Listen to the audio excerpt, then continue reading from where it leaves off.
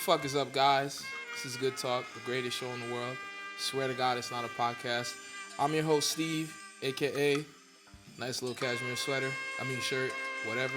And today we have a lovely guest, a talented wordsmith, coming all the way from Corpus Christi, Texas. Please put your hands together for Fat Boy Sean. Yes, sir. Yo. How you living, my man? What's up? Shit, I'm alive, man. It's a great day to be alive. You know? Hell yeah, I like that mentality. Also, you and your homie just pulled up with fire sneakers. I wish I could see the sneakers. The sneaker game is crazy today. It's insane. Now, we love to start this show with the same question for every artist. How would you describe your music in 3 words?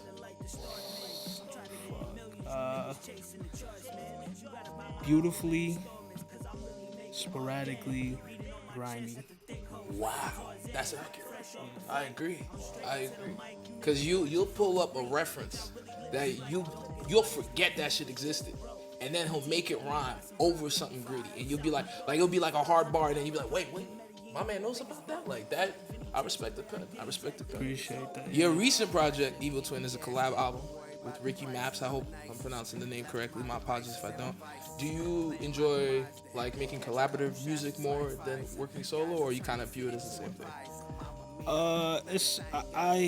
I appreciate both aspects because like I'm the type of dude I sit in the crib and like work by myself, but like when you get around, like for me being in South Texas, it's not a lot of like East Coast influence or anything. My pops just raised me on that because he used to stay out here.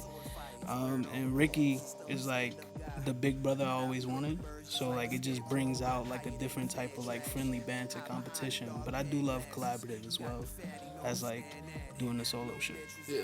I felt like that project, y'all did well. Like y'all meshed together. Yeah. Like y'all had different verses, but it sounded like y'all was on the same page no matter what the topic was that you was rapping about. So I thought it was pretty dope. Now you're saying your dad put you onto music, and it was more East Coast based, so you weren't really raised listening to the Texas stuff. What were the like artists that your father showed you that you were enjoying at the time? So like the dad I speak of is like my step pops. He came into my life when I was like 10, and I remember I had this boombox, and bro gave me Illmatic and like Food, and like those 2 projects like shaped my life as an artist, like my inspirations, like to this day still.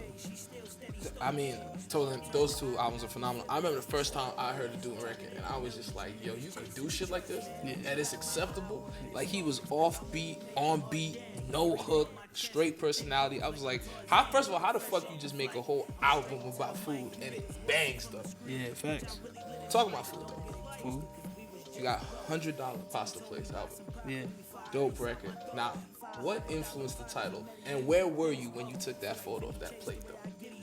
So the photo of the plate is like, that's like some curated shit. Like we did that when we shot the video for Timmy Chan's. Like my man's TG, salute to TG.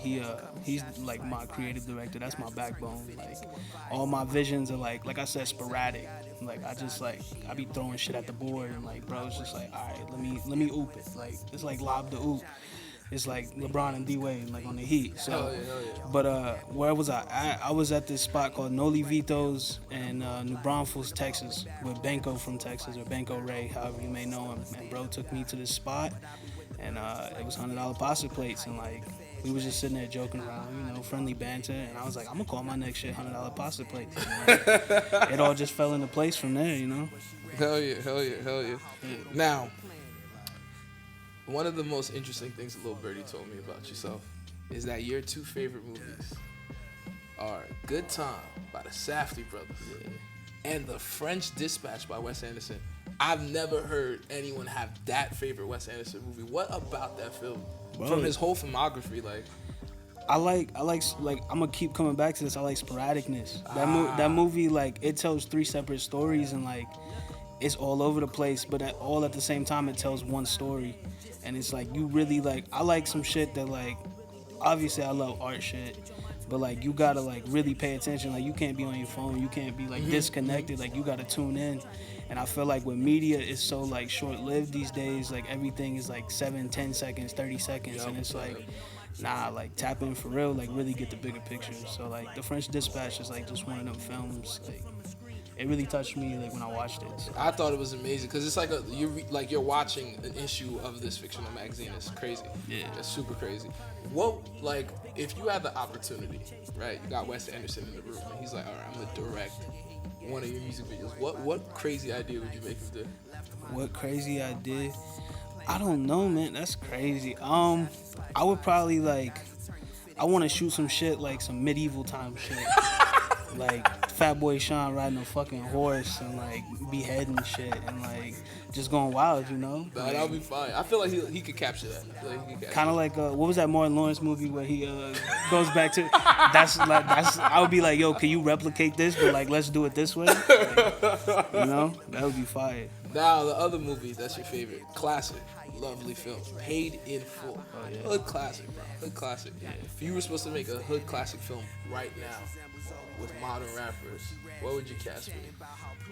Like top 3, like Ace, Yeah. Mitch, Rico. You got it.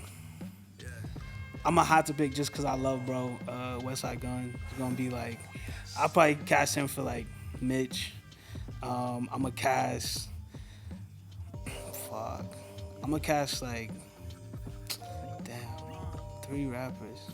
I'm gonna pick some wild shit. I'm gonna cast Rick Ross. Just cause like I wanna see what he does in the acting scenario. And then I'm gonna cast like I cast Ricky Mapes. Ooh, Just cause you gotta put the homies on. You gotta get like the serious comedic relief in it. Yes. Like when I'm with bro, it's nothing but laughs. So. So he'll be the camp. Yeah. And he get to have fun. I don't know if you noticed, majority of the lines Cam said in that film was off the dome. Yeah. He couldn't read. No disrespect to Cam, you could read, obviously, but he was like, I'm not memorizing this shit. Yeah, improv shit fire. Nah. It's always the best. It's always the best. Now, this is gonna be a little crazy question, my guy. If you could save the world by playing one album, would it be Behold a Dark Horse by Rock Marciano, 1999 by Joey Badass, or Blood on My Carhartt by yourself? Well, naturally being FATBOYSHAUN, I gotta pick myself. But if you threw that option out, I would have picked 1999 by Joey Badass, just because that shifted the culture. Yes, Like, that was a bad boy record. I felt like that made everybody in New York start rapping like gritty. Like it just changed. Like they was like, all right, we not fuck the radio. We about to get the notepad. You know the black and white notepad. We getting that shit. We getting a pen and blah, blah, blah. Like, composition books and shit. Yes, Yeah, word. bro. Yes. Like being from Texas, like 1999 was like, obviously I was hip to like East Coast music, but like that's when I started noticing people around me be like, yo, you ever listen to Nas or you ever? And I was like, bro, like y'all late, but like I'm respecting it. It's like kids drawing 47s on their skateboards and shit. So, yeah, that was a good top, and I felt like that's kind of when like I felt like more people were finding about Doom because he had like 3 beats on it that he took from like the Special Herb. So it was like also like this 17-year-old kid from like Bed-Stuy or Flatbush or whatever knows about Doom too at that young age. So it was so sick. But he wrote that, what was it, Penny Royal? Yeah. He wrote that motherfucker. Whew. But yeah. I would say that's one of my favorite mixtapes ever. I feel like it don't get enough respect. I put it up there with like right next to Faces. Like they would be fighting for top 1. Oh my God, boy, Faces. Or maybe even No Idols by Damo. Like, that's an people. I was just telling my mans about that shit because he was talking about like, yo man, Alchemist is crazy, but he only do music with Action Bronson. I said, family. Hold on. I got some gems for you, bro. But yeah, it's a shame No Idols isn't on vinyl though. Yo, Damo, if you watching this, bro, put that shit on vinyl. I need that in my collection, like a official vinyl. I cop 2 immediately. Now, do you remember the first song you ever recorded? Yeah, some ass. It was some ass, bro. Like, I don't know if anybody like goes back to like, cause I started making music in like 2010, 2011. The quickest way to make music at that time was like a Windows computer, Audacity, and a fucking Rock Band mic. Cause you could plug the Rock Band joint straight into the USB on the computer, and then it's like my pops, like, cause he's an old head, not really, but he like pushing 50, and he taught me this trick they used to do back in the day. You take a wire coat hanger and you put like some pantyhose like from Walmart on that shit to make your pop filter, and like it was the jankiest shit, bro. I remember like I recorded that shit and I was playing it at school, and like niggas was like, yo, this shit is ass, son, and I was just like, y'all ain't gotta cook me like that. Like, I'm trying, bro. But yeah, I was like 12, 13, probably in like 7th grade, bro. Like, yeah, it was not it. Now, compare your first session to your recent session. How'd that go? It's a lot better, you know. Equipment advanced. You know, it's like once you get money and shit, like you start having better shit, and like then you start like people want to work with you. So like the beats get much better. Like you're not on YouTube. Like some people are, and I respect people that use the YouTube type beats because really it's just a beat. It's just fitting the criteria, but. You know, you start working with producers and saying like, yo, I want to do this, I want to hear this, like let's sample this. So the recent sessions are great. Like we're getting somewhere. Hell yeah. It's gonna be a good year. I think the wildest shit I've ever seen, like from home recording, I went to the homie's crib when he was like trying to be a rapper. Well, his brother was trying to be a rapper, and this nigga had a sock over the mic inside of the closet, draped in towels. I'm like, yo, family, this shit gotta be incorrect. I don't know. I'm 12 right now. I don't know how to record music. I don't know the ins and outs, but I'm like, there's no way this shit is right. But I ain't gonna hold you. It probably worked. Like you get the dry That's what I'm audio. saying. Yeah, that shit sounded live. Cut all the background noise. Yeah, I saw somebody with a milk crate once. With like hella like egg cartons like stapled and taped into that bitch, and like I was like thrown for a loop. I was like, why you need all that? But I get it now. I get it. Oh my god. Now we gonna get into a very weird question. But if you could be any object in the world, what object would you be and why?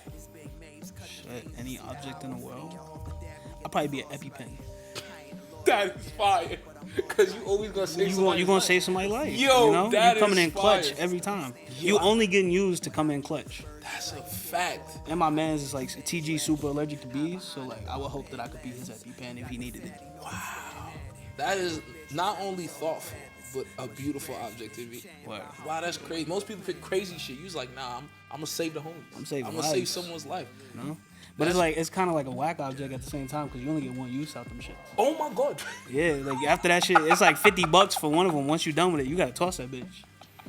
But I'm gonna save one life at least, you know? Yo, word is bomb, bro. I'm about to look bad foolish on camera. I thought they do use this shit and then you load it up again, bro. Nah, that shit's done. Done. And like sometimes, like if a nigga don't hit the vein right or like hit the right It's spot, over. you didn't even serve your purpose. So I was like, I'm thinking about what I said. Like, damn, like this could have been like. Yo, son. But in the hopes that I could save my man's life, I'm gonna be an EpiPen. Nah, you gotta respect it. You gotta respect it. Now, what is your dream show scenario like? The venue, your opening song, your last song, your opener. Damn. Like I guess because I grew up in a time period where the cool thing was to perform at what's the venue here in New York? I'm blanking right now. The one where that's SOBs. So like I grew up in a time period where SOBs is where like you broke through. Like niggas know who you are now. So SOBs, I opened with Timmy Chan's. And I would close with this joint called Cutthroat, produced by Cuff God. And that's way more grimy, but it's like the crowd interaction with that shit most of the time is like crazy. It's nuts. So I feel like the era where like people stopped caring about SOBs is once like, was it Prodigy? So one of them, no, it was motherfucking Saigon. Remember when he duffed Prodigy and then he ran out and then he got banned from New York radio? That's crazy. That was at SOBs, bro. That was at and then like I think like a year before that, like CNN just shot the whole shit up allegedly. Sorry, Noriega, but they shot the whole shit up. So then I felt like once it became dangerous, like people was just like, yo, bro, there's other venues. Yeah, but yeah, I mean that's my ideal. Like I guess that's like my 15-year-old self talking. Like, Nah, I respect it. That's what I want to do. But ultimately, like I want to go across seas.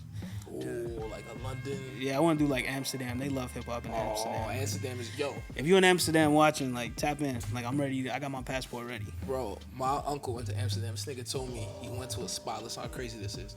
He got a shape up, a drink, and chicken and waffles. Same spot. That's fine. Barber shop restaurant. Don't need to go nowhere else. What the fuck are we doing in America, bro? That shit is insane. Imagine you getting a number 2 fade, right? And then you got chicken like this. What the bro? Shout out Amsterdam. Real talk. Yeah, Shout out all my Netherlands. Steve Bergwijn.